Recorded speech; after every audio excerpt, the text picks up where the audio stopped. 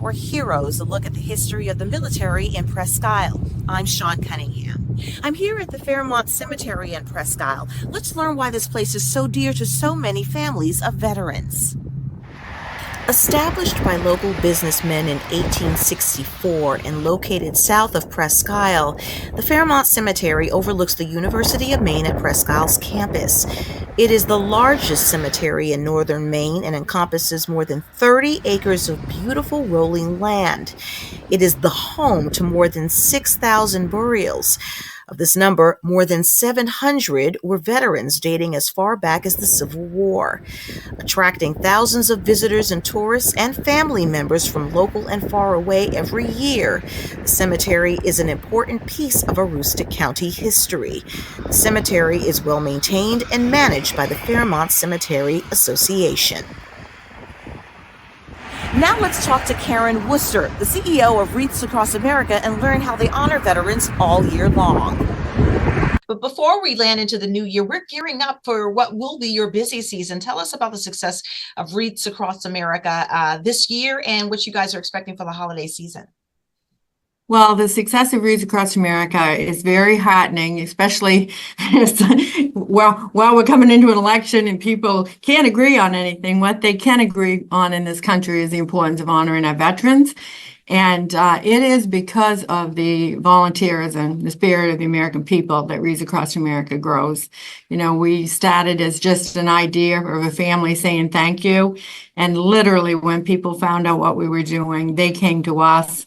And this organization has been lifted up on the ideas and the spirit of those volunteers. So what started as a family gift of 5,000 wreaths in 1992, and we just had a board meeting, and I can tell you I actually wrote the number down so I wouldn't get it wrong. As of last week, we now have 4,695 locations across the country, and that's 590 added for this year alone. That's and amazing, and congratulations on that. That's huge. It's crazy, and the other piece of that is that we have 7,027 sponsorship groups, or people that go out in local communities to get the sponsorships and do the work of putting the ceremony together and making sure that nobody gets left out. And that's an addition of 743 groups this year alone. So the communities build it, and we stay true to the mission, remember, honor, teach, and they care, and that's how it grows. Yeah, I mean, what an amazing program, and what a great way to give back. Talk for those that may not understand or may not realize, how important is the program that you do to honor, to recognize, to teach, and to remember our veterans, both living and those who've given the ultimate sacrifice? Well, it's so important, and it's a mission that is a year-round mission. And a lot of people, they tend to think of us this time of year, but I am so proud of the other programs that keep us going year-round. Our Teach program, which has grown so much, is headed by a Gold Star mother, Cindy Tatum, retired teacher, and that has grown this year. She has brought in other people that we work with, and not the least things that we do. We're doing a series with the Library of Congress, reaching out to all over the country with them to show people how to gather stories of veterans to pass on to kids. We have downloadable free curriculum on Teacher Pay Teacher that's based on principles around freedom and responsibility and patriotism, and it's taken off so fast that we're doing all we can do just to keep up with it. And we work with the Medal of Honor Society and Ike Eisenhower Foundation and so many others, American Gold Star Mothers, and we share their education materials.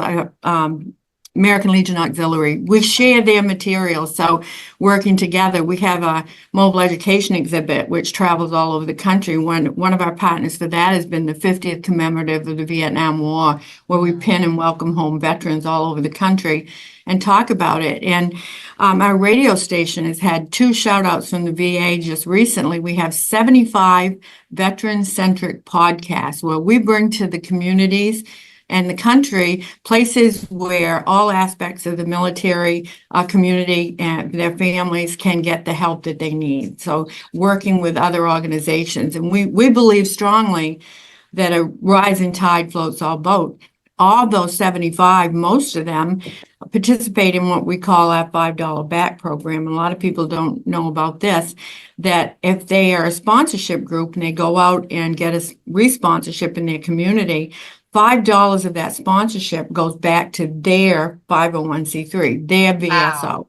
It's And amazing. I we mean, give you guys are busy. I mean, you're just thinking about all of the let's kind of reshift and talk. Let's talk about that. Well, I just want to get in that Collaborations. can I just say that we've given to date, we've given back to these other VSOs to use for veterans and people in their communities over $25 million.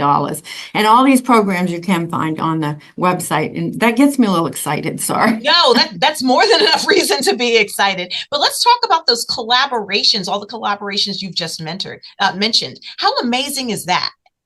I just love it. And I think it's when you work together, because if you really want to remember, honor, and teach, it would be disingenuous not to work with other people and also to learn from other people. Most of us remember when we were growing up, especially in small communities in Maine, that if somebody was in need, even if they weren't a veteran, it was the American Legion or the VFW, and people came together and helped each other. And so I think we have to look at it that way and not compete with each other as VSOs and support groups, but how we can each share what we have. One of the things that other organizations come to from us is that we have this hyper local reach. So we have now over 4,600 people in little communities in Maine. So if they need to get a message out, we give it directly to somebody we communicate with. They get that news out in a local community. Mm-hmm. So we can mobilize, we can move people quickly, and we're willing to do that to help another VSO or another community organization that has a need. And it's served us well and it's served them well. How can we kind of reshift that platforms into the next question, talking about Maine and here in Aroostook County? Where do you see and how have the programs here in this particular community grown?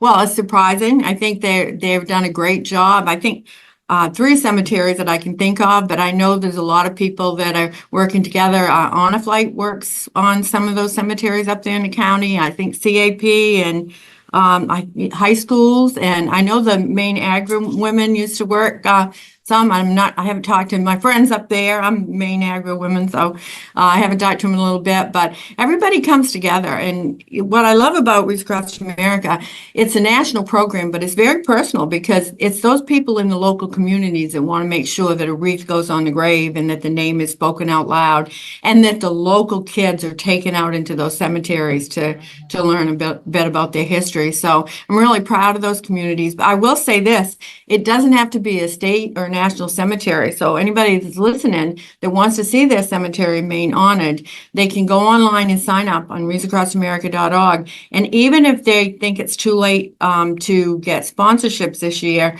the organization, in fact, the founder, my husband, will donate a set of ceremonial wreaths so that they can have a ceremony. That's a wreath for each branch of the military, one for missing in action, POW, and to have a service so that they can at least remember the people in their community. So they can still sign up and get involved, because wherever there's a veteran buried, we want to be there saying their name and placing a wreath. I think it's also great how you just mentioned about taking your young ones to the cemetery. Why is that important? Whether you take them that or the programs that you do in the classroom, kind of educating youngsters. Why is that important?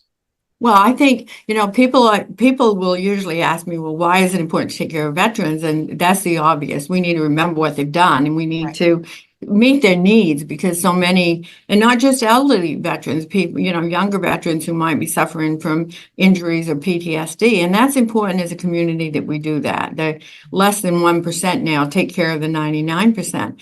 But the most important thing that we can do for those veterans is to make sure that the freedom that they've secured is not only to make our kids appreciate having it, but to understand the responsibility that comes with freedom. So that when those kids, if they're ever, God forbid, but if they are called upon to go and fight for freedom, they understand that there was skin in the game. And for the next generation and the next generation to have it, we need to teach kids the real cost of freedom. Make it a personal thing. When you stand at a grave, with a kid and you say, this is so-and-so, whether he died an old veteran or he was killed when he was 18, that he died protecting you. Will you love your country enough to protect the next generation? So I think that teaching the kids is the most important thing that we can do for the living veterans. What's next after the holiday season passes? What's next for you all? What does the rest of the year look like for you? Well, give me a minute. No, we hit the ground running, and we'll be announcing probably the end of December. We'll be announcing another theme for next year, and then, like I said, the Teach program. And we do a lot of events all over the country with a lot of people. Like I said, we do events with the DAR, the Library of Congress. We go all over the place. Our radio station travels to many events all over the country, to wherever they're honoring veterans and teaching. So we've got a pretty busy schedule already, looking into next year. And my staff gets a little bit of a breather, about 2 days, and then we go. But I will tell you, the volunteers keep us going. The stories, everybody in this building can tell you a story that brought them to tears. Not always sad stories. The motivation that I get every day, I have now probably 35, 40 close friends who are Gold Star mothers that are my age, whose kids that they buried at the age of my children. And that their love for this country, they don't come in here moping. They come in here beaming with love and pride for this country. And if they that have given the most, that have just given so that we can live free can do that, then it's an honor and a responsibility for us to go out and teach people. You know, I quote him, you probably heard me say this before, Roger Donlin, who we lost this last year, and had the honor of going to his funeral, very good friends. But I asked him, he was also the first Medal of Honor recipient for the Vietnam War. Incredible man. Yeah. And I asked him one day, Roger, what's the most important thing that Wreaths Across America can do? He didn't bat an eye. And this always makes me emotional. He said, we got to teach our kids to love this country.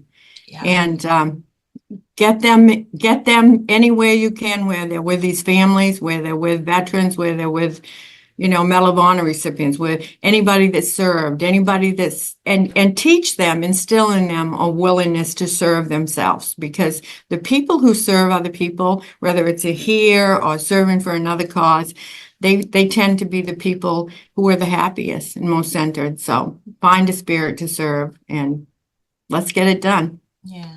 Karen, thank you so much for taking the time to talk to us. We so appreciate every year, I have to say, and every year when we catch up, you're doing bigger and bigger and bigger, and you guys were already doing bigger and bigger and bigger. Thank you so much for everything you continue to do, for all the collaborations and how you truly make a difference. Everyone talks about an honor project. Clearly, this is yours, and it's a calling. Thank you. Thank you. My thanks to all the people that we've talked to throughout this series, and mostly we want to say thank you to all our veterans and our military service members for all that you've done and all you continue to do. For honoring our heroes, I'm Sean Cunningham. Thank you for watching.